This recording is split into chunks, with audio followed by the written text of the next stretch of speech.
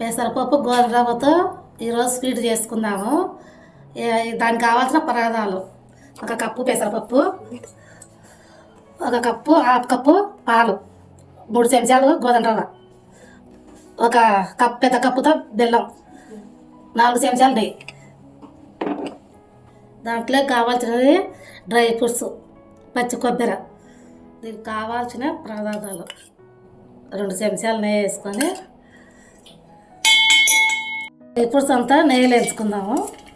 ముందుగాలుగా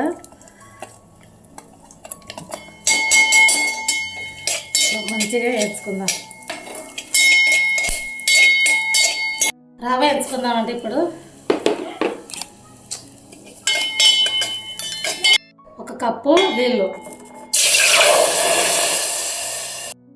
ఇప్పుడు మనం నెయ్యిలో వేసుకున్నాం కదా, రవ్వ వాటర్లో వేసుకుందాం. మసిలే నీళ్ళల్లో వేసుకుందాం. 2 నిమిషాల తర్వాత రవ్వ ఇలా ఉడకబెట్టుకోవాలి. మనం ఉడికించిన పెసరపప్పు 1 కప్పు వేసేసుకోవాలి దీంట్లో.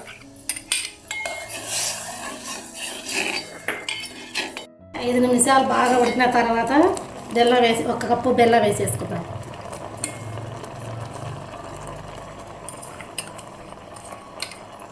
మంచిగా ఇట్లా కలుపుకుందాం. బెల్లం కరిగిన తర్వాత 1 స్పూను ఇలాచి, ఇంత ముందుకు మనం ఫ్రై చేసుకునే డ్రై ఫ్రూట్స్ వేసుకుందాం. 1 కప్పు పాలు వేసేసుకుందాం.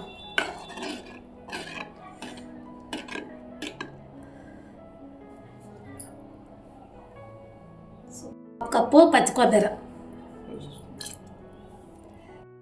మీకు ఈ పాయసము నచ్చితే మీకు ఏమంట కావాలో కామెంట్లో పెట్టండి. వీడియోలో చేసి చూపెడతాను మీకు.